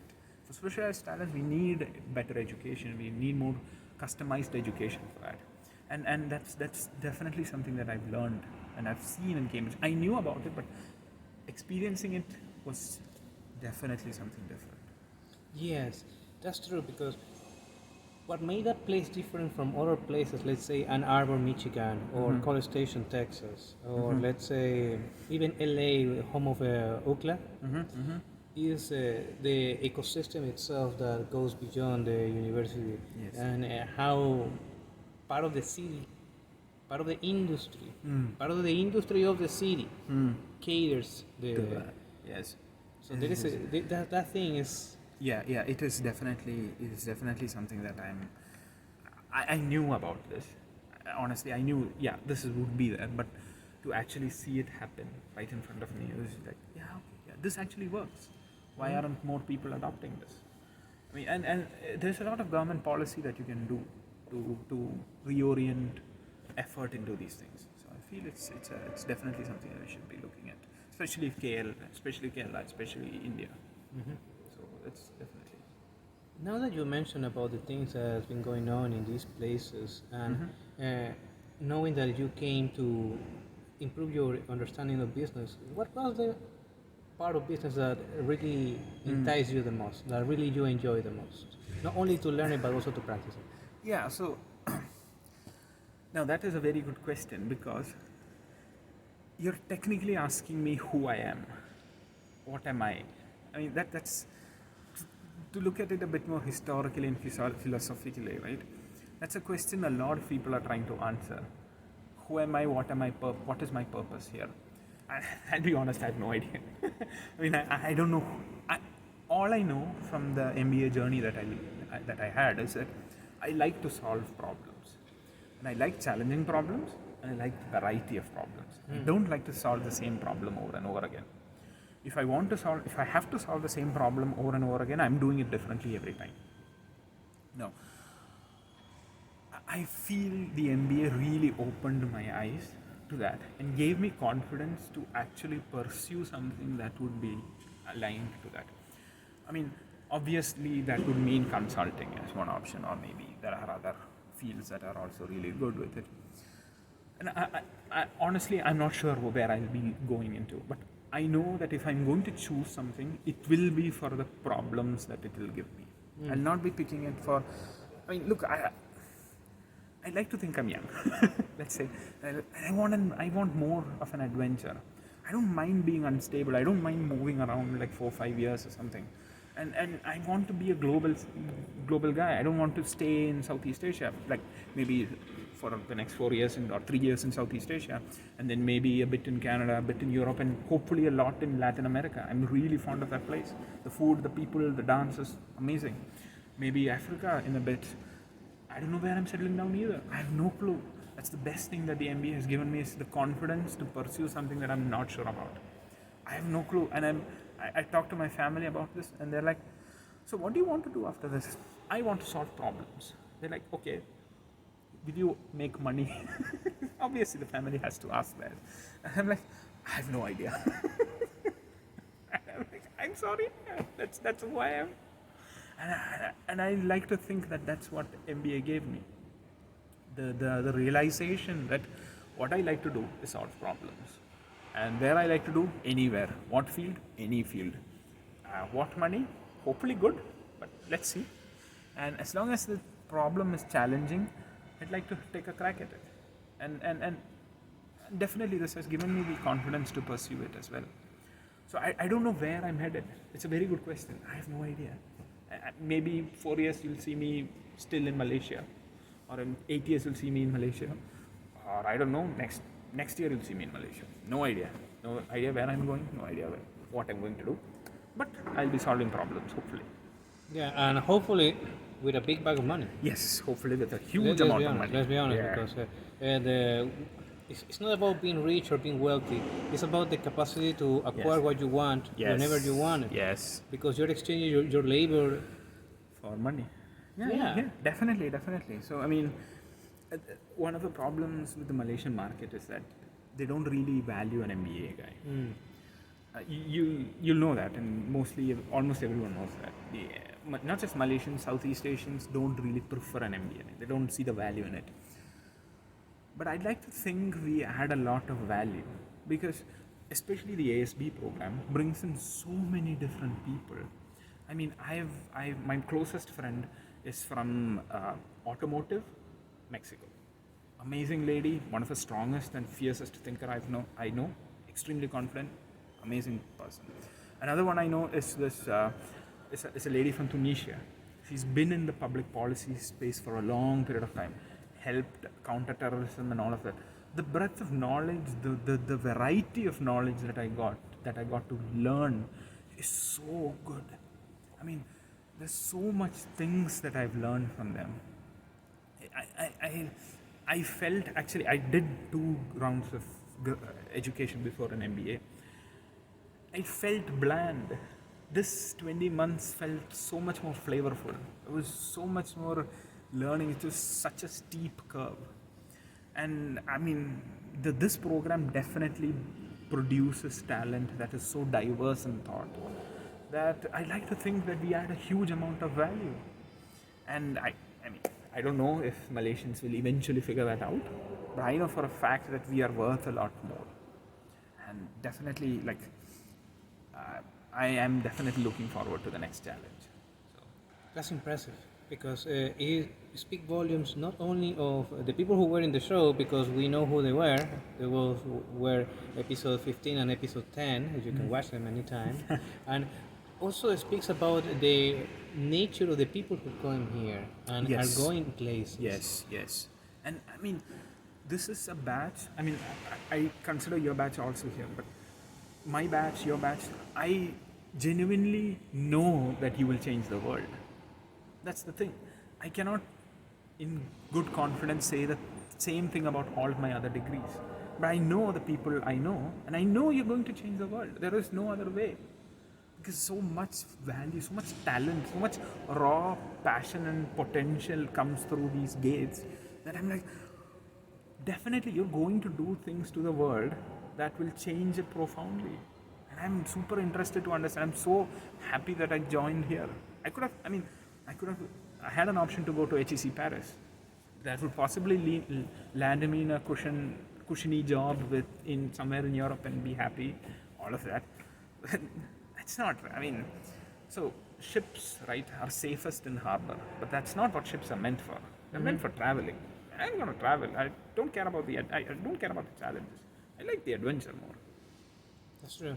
It's about the living, because not many people live long enough. Oh. And to appreciate life, you need to see other places. Yes. You need to see, you need to taste other experiences. You cannot live in just one country. You just cannot. It should not be that. I mean, if you can, you should always travel. Mm-hmm. Always see one place you've not seen in a year. See something new every year. Taste something new every year. Mm-hmm. Try things. I mean, if you think about one of the advices that I would give to anyone, even myself, if I was 10 years younger, would say yes, do it. Don't think about being safe. Take the adventure, take the harder route, do the challenge. Even if it's difficult, you will come out on the other end transformed. I mean, what's the worst that can happen? I mean, when I joined MBA, I was thinking, oh, what if I don't get a job? What if blah, blah, blah? And I was like, at one point, I thought to myself, what if I do well? I wasn't thinking about what would go wrong. What if things go right? I mean, I get to meet all of these people. What is the opportunity cost for me? I'm happy with where I am. I can always code.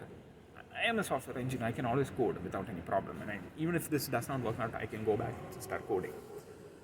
But look at the opportunity. I'm so happy that I took it. I met so much wonderful people. I'm just happy that I would suggest this to anyone who will listen to me, that if it's challenging, it's going to be worth it. If you feel excited about it, do it. Even a spark of excitement, is worth it. You will learn so much, and you will end up transformed.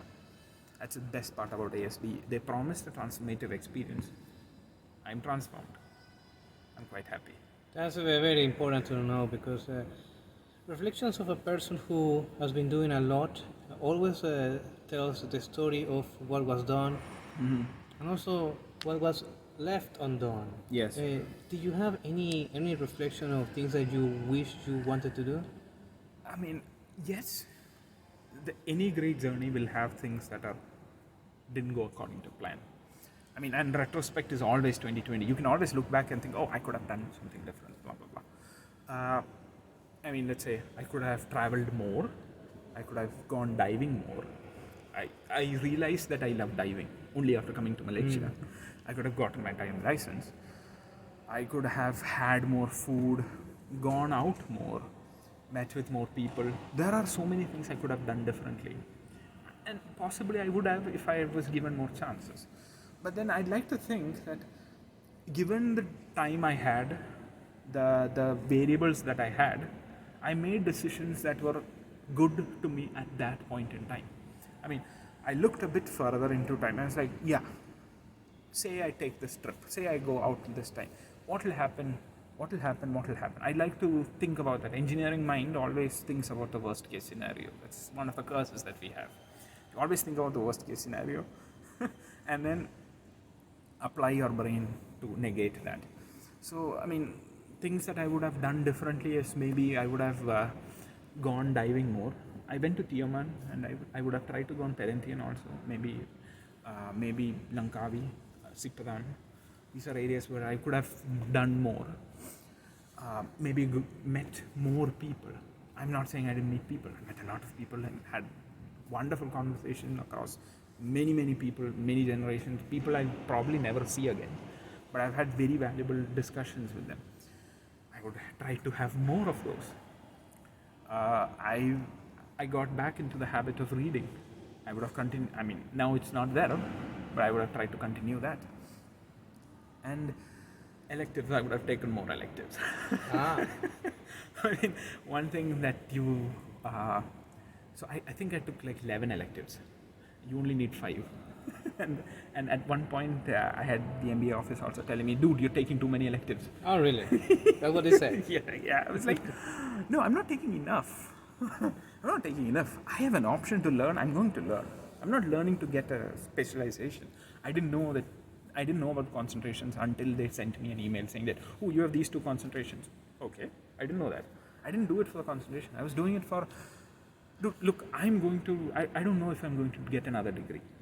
This might be my last degree, and this might be my last chance to learn more things. I'm going to learn as much as I can. I enrolled in so many classes. I had so much fun.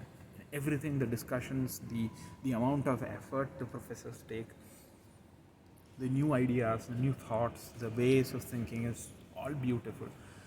I would take more. That would be something that I would do differently as well. And yeah, I mean, those are some things that I would like to do differently. But I mean, all said and done, looking back, it's always easy. Oh, yes. And thinking. But I'm happy with what I am right now. Knowing that we discussed about actions and also places and also food, what is a recipe for life that you can give? That's a good question, man. You're asking me really good questions, making me think. I love questions like that. Let's say a recipe for life. Travel. Travel not just to travel. Travel for the food, travel for the people, travel for the culture. 3 things that you have to do. And learn a language once in a while. Learn a new language. I mean, I'm trying to pick up Spanish. I can kind of understand, but I'm trying to.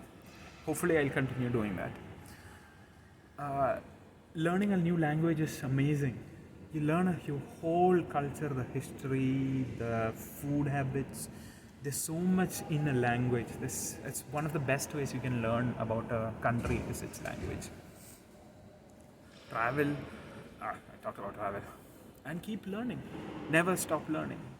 The moment you stop learning, and you don't learn just for this. I mean, don't learn for like just so that you can get ahead in life or anything like that. Learn just for the fun of it. The moment you stop learning for the fun of it is when you start dying. That's when. So I like to think the middle point of life is when you realize that you've learned enough. And I hope I never get there. Keep learning, always keep learning. There is always, I mean, this world has been here for so many years. There's so many different things that you can learn. You can never learn enough. And each thing, each new learning is a new flavor for you. I like to think everything in terms of food. That's a common theme for me. Yeah. Every new thing that you learn is an additional flavor. It's like you're a chef and you're trying to cook something. And okay, you know a bit of Spanish. Okay, you can add that to this experience. You know a bit of, let's say, preparing alcohol. Add that to the. I know how to make piscola. If I go to Chile, I know what to do. If I go to Peru, I know what to do. If I go to Mexico City, I know I have to talk about quesadillas. If I go to San Luis, I know what to talk about. If I go to Chiapas, I know what to talk about. So many places, so many flavors you can add. And I mean, a life lived in one place is too bland an experience. It has to have flavor. And I feel that is what I always seek. And I'm afraid I'm addicted to it. That is going to be a problem if I ever have to start a family and all of that. But for now, next challenge. That's true. And talking about food and people, I need to ask you something because from afar, they can look and even they can behave similar. But I need to ask you, what is the perspective of India from their neighbors called Pakistan? Yeah, so India and Pakistan is complex. I like to think of them as brothers. Okay. One born maybe 2 minutes ahead of the other. So kind of twins, but the older one is not performing well. The younger one is outperforming the older one. So India and Pakistan were one at one point, for a long time, until 1947 we were together. So what inside India and Pakistan are we like to think that we are enemies. I mean, I don't. I mean, there are obviously politicians like to play on that. They get votes. People like to play on that. It helps control people and all of that. But it's too. I mean, to think of Pakistan and India as different, as entirely different entities is wrong. Because we are all from the same type, or we are all from the same history. We share common languages. So there is a Punjab in Pakistan, there's a Punjab in India. There's a Hyderabad in Pakistan, there's a Hyderabad in India. Okay. So there are so much commonalities and all of that. It's too stupid for us to keep fighting over differences. We just concentrate on the stuff that unites us. There's so many. And think about it. It's just because the British decided to separate us. We don't have to follow that. No point. No one has to okay, we are going to. Why we're so proud. We do Independence Day so beautifully. Why do we stick to this stupid rule that it's two different countries? I mean, there's so much synergy, so much potential in a partnership between India and Pakistan, and it kind of feels bad where we are. And trust me, it's always internal. Really? Yeah, the problem is always internal. So I like to give you a really good example here. So my brother studies in Edinburgh. He's doing his MBA there. I tried my best to bring him to ASB, but he really wanted UK. So I tried. So he studies in Edinburgh, and he goes to a supermarket, not an Indian, Asian supermarket, run by a couple, an Indian and a Pakistani. Think about that. Think about that. If I was an Indian living in India, that couple, right, Indian, Pakistan, a guy from India and a girl from Pakistan, or the other way around, is impossible to think about. You do not. That's the enemy. You do not marry the enemy. You do not do that. But then outside India, it doesn't matter. Outside India, dreams and aspirations that unite us. It's not where you're born that matters. It's who is willing to dream with you. And that's stupid for us to keep thinking and keep fighting over all this petty stuff. It's just wrong. I understand why we do it and all of that. It's easier for us to fight. It's easier if there is an enemy and all of that. But there's so much more value to gain from uniting than dividing us. You know, this is why peace is always more expensive than war. Yes. Because Yes. you have been always watching this, that politicians like to fight, but they don't fight each other. Yes. They send people to fight in behalf of them, and war is always cheap. Yes. But more expensive is peace. Yes. Because now you have to make money, make business money, Yes. and make money flow, so there is no need to fight. Yes. Because now everybody can prosper, given opportunity. Yes. Yes. Because a rising tide always rises all boats, and it's expensive that way. Yeah, They like to keep fighting, and it's I don't know. It's just that people individually we all understand why it's wrong, but collectively a mob is stupid, but a single guy is very smart. If you have that individualistic thought and all of that, oh, why am I doing this? Rather than following a mob, if you start thinking for your own self, think about the long term, think about the bigger picture, you kind of think, why are we still fighting? There's so much more value to be gained from all of this, from uniting than from fighting. It's just that we don't do big picture, do small picture. It's easier for us.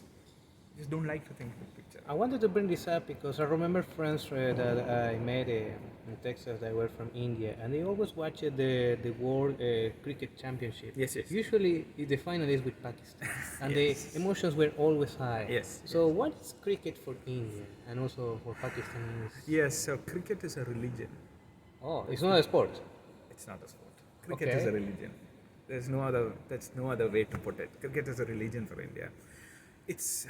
There is a lot of history steeped in it, because cricket is called the gentleman's game, was born in England, in the UK, and by virtue of them conquering us and being our imperial masters, we learned cricket, and cricket was a way for us to get back to the British also. We would beat the English, and it would be so proud. We used to be so proud that we could beat England in cricket, because they used to rule us for a long time, and we learned something that they invented, and we beat them at it. It was one of the most proudest things we could do. So proud that it became religious status. There are some great names like Sachin Tendulkar is called the god of cricket. Amazing. He's like a surgeon with a bat, basically. Amazing guy. Now, India makes a lot of money. The India-Pakistan match makes a lot of money. So if India and Pakistan play, I remember Barack Obama, one of the US presidents, saying, I have to know what cricket is, because every time India plays Pakistan, my economy goes down, my productivity goes down by 20%, because everyone's tuning in to watch this. It's amazing. I mean, outside war, this is the only way we can prove who's better. And I see that now. We actually went through England an India versus Pakistan match a few days back. India won, and that's it. And people, it is really a religion. I mean, it's one of those experiences that you have to have in India. I mean, if you have any game playing, it doesn't matter who plays who, as long as it is a short format, 50 over game, 3-hour game. Amazing. It's just amazing. It's one of those things that really changes you. You will see the emotions like flowing, especially if India versus Pakistan. There's a very good chance you will not get a ticket to watch that. But if you do get a ticket, if you do have an option, do watch it. The best 3 hours you'll have in a long, long time. Wow, 3 hours. Yeah, it's 3 hours, but it is. You'll not see the 3 hours move. It'll be. Everything is eventful over there. Every ball, every miss hit. And I should always go when India has more chances to beat Pakistan, right? Not the other way around. Yeah, right now India has a larger chance of beating Pakistan, because Let's be honest, Pakistan is shit right now in cricket. Ah. I mean, so it's. I mean, I like the emotion. I like it. It's always very prideful because it's Pakistan, and like I said, outside war, this is the only other way we can beat them. And it's always it's very emotional. You lose to Pakistan, the whole country becomes sad. Oh, Yeah, you actually lose a it's huge. like a state of mourn. It's like a state of mourning, especially if it's one of the finals, quarterfinals, one of the big games. You lose it, the whole country goes into mourning. It's like, what happened? Everyone dissects the game. Every news channel, everything is concentrated on why we lost. You're not meant to lose. You're meant to win, only win. That's it. Especially Pakistan. It doesn't matter if you lose to other countries. I mean, it does matter, but not as much as Pakistan. So you're saying that if there is a choice to be defeated by England or by Pakistan, England.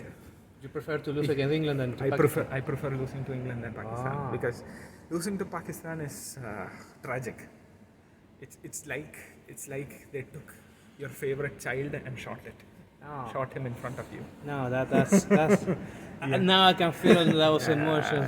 Man, that's Not even any child. It's taking your favorite child, shooting Wow. in front of it. It's just sad, and everyone goes through mourning. And it's like for the next day, everyone is sad. They're like, how could this happen? This is not meant to happen to India. We're meant to beat Pakistan. That's it. now there is another sport that begun to have more prevalence in that region, and it's football. And it is even the Asia Cup that is going to happen next year. Even that country, Malaysia, they finally qualified on their own. Yes, yes. So, which are the expectations for you Okay, so in the world of football? World of football. Again, being a Kerala guy, is so although the whole of India is extremely cricket friendly, Kerala is actually very football friendly. Ah, Okay, we like playing cricket. No harms, no foul, nothing like that. It's just that we've had more success with football than cricket because we have the second oldest trophy called the Santosh Trophy. the Santos Trophy. Yeah, I think it's for football. I hope it's for football. But yeah, that's played in India. Imagine that's a football trophy played in India, it's the second oldest. Wow. And we have my state has this. We very recently had this Indian Football League, and we have our own football team that has a yellow jersey and like Dortmund, the German. Borussia Dortmund. Yes. Or even Malaysia has their own yellow. Yes. No, but why I'm talking about Dortmund is you've seen the emotion that runs in a Dortmund game, right? Oh yes, absolutely. Yes. Everybody in the arena Yes. have that emotion. It's similar Oh. when you look at Kerala because it's a sea of yellow, exactly similar to what Dortmund is, sea of yellow, and I actually live quite close to the I wouldn't say very close to, but kind of close to the pitch, and I can hear it in my room. People jumping and jumping. It's just 66,000 people jumping, screaming, and just like full into the game. Because although cricket is important for us, Kerala has never been that good at cricket. Football, on the other hand, we are really good at football.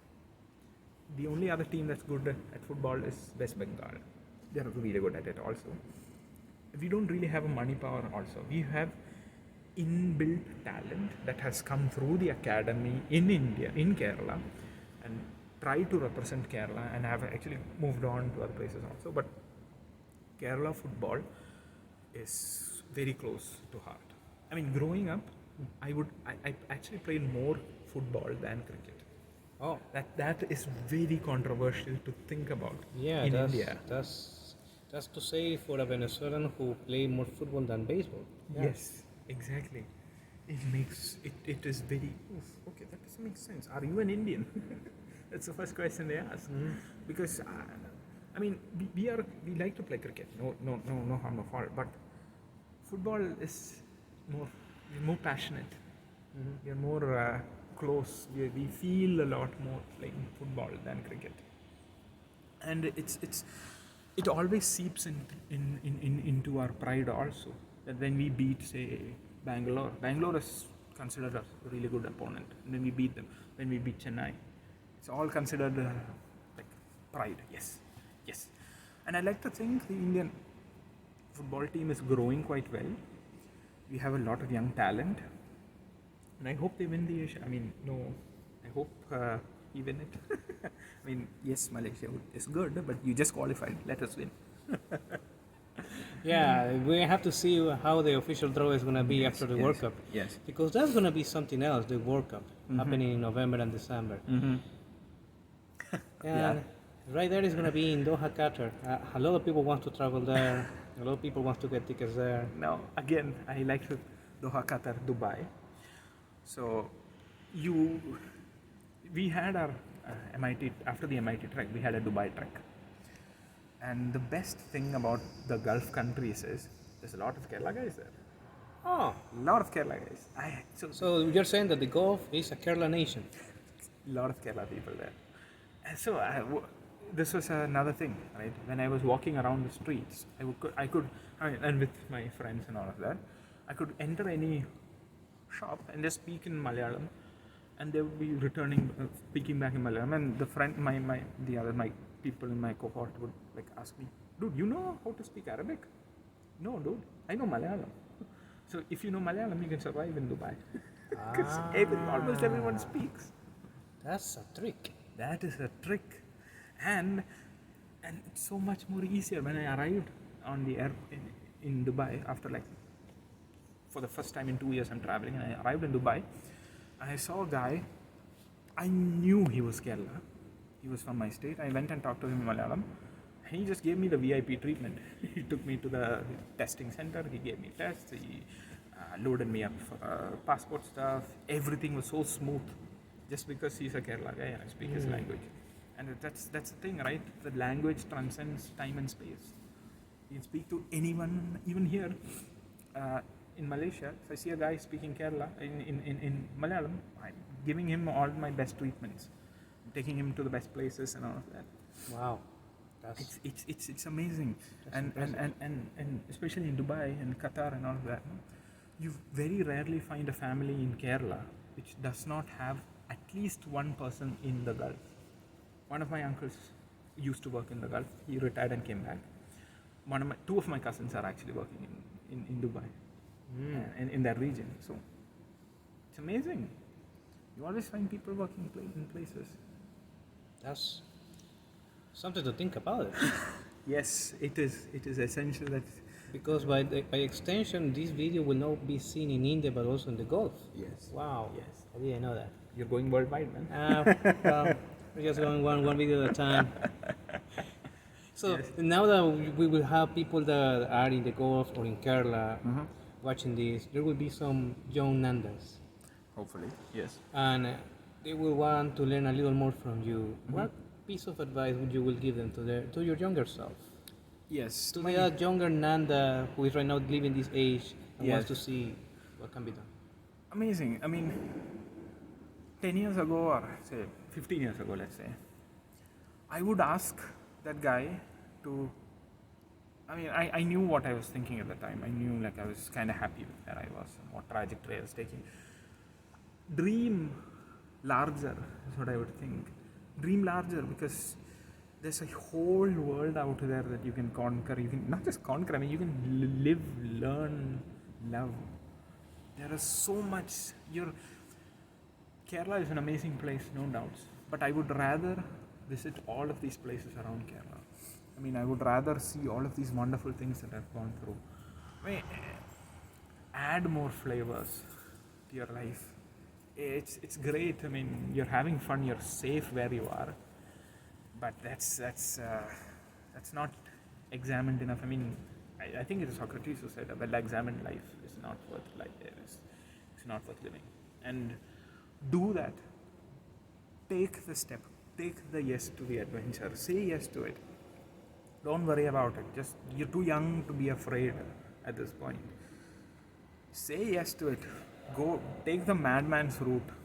Go to Malaysia to get an MBA. Don't go to Paris or don't go to the US or something to get an MBA. Go to this unknown, go to this place where, okay, maybe it's good, maybe it's bad, you have no idea. because I'm pretty sure if I had gone to HEC or Paris or Duke or whatever, I would probably be in a happy job earning a lot of money. But would I be happy? I don't think I would be happy.